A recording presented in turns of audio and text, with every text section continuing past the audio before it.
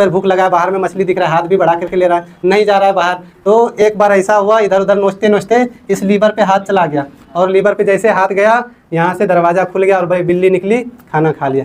तो ये तुरंत नहीं हुआ था, बहुत ज़्यादा प्रयास करने के बाद, थक हार जाने के बाद एक बार लग गया था। तो बोला नहीं, फिर इसको बंद करो। दूसरे दिन फिर बंद किया, फिर वो मारा इधर उधर, फिर एक बार उसमें लग गया तो फिर खुल गया। अब बिल्ली को थोड़ा सा समझ में आया कि इधर कुछ है, इस जगह इस साइड में हाथ मारने से दरवाज़ा खुल जाता है, तो उधर जा करके फिर मारता था। एक समय ऐसा आया, ये एक्सपेरिमेंट जब बार बार दोहराया गया, तो जैसे ही बिल्ली को बंद करता था, बिल्ली तड़ से जा करके लीवर दाब के निकल जाता था और मछली ले लेती थी।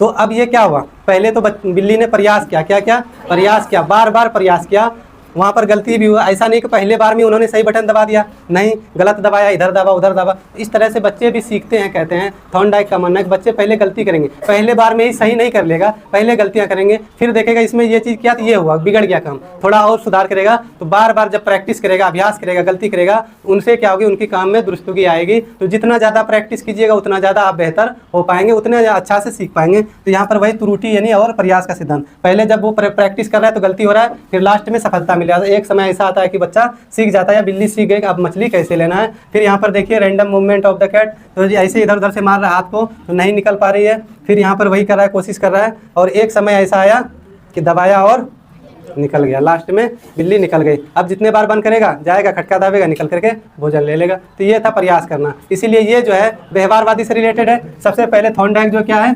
व्यवहारवादी है, और व्यवहारवादी जो है किस पर जोर देता है, प्रैक्टिस पर, व्यवहार में परिवर्तन करने पर, अनुबंधन करने पर, कंडीशनिंग पर। तो यहाँ पर ये व्यवहार में परिवर्तन लाएगा, किसमें, कंडीशन करके। तो यहाँ भी एक चीज़ से जोड़ दिया गया, लीवर से। इन्होंने कहा कि बार बार प्रैक्टिस करवाएंगे। वो जो ऑप्शन में आता है वेधन अभ्यास यानी ड्रिल प्रैक्टिस जो आता है, बार बार प्रैक्टिस, तो वो व्यवहारवादी से ही रिलेटेड है। यही जो है बार बार प्रैक्टिस करवाते हैं, किसी काम को बेहतर करवाने के लिए बार बार प्रैक्टिस एक्सरसाइज करवाता है। इनमें, इनके थ्योरी में सबसे मेन जो है वो 3 लॉ है, जिसको कहते हैं प्राथमिक सीखने का नियम। उन्हीं तीनों नियम पर पूरा इसका थ्योरी बेस्ड है। 8 अलग अलग 8 और भी है सेकेंडरी लॉ, लेकिन वो उतना इंपॉर्टेंट नहीं है।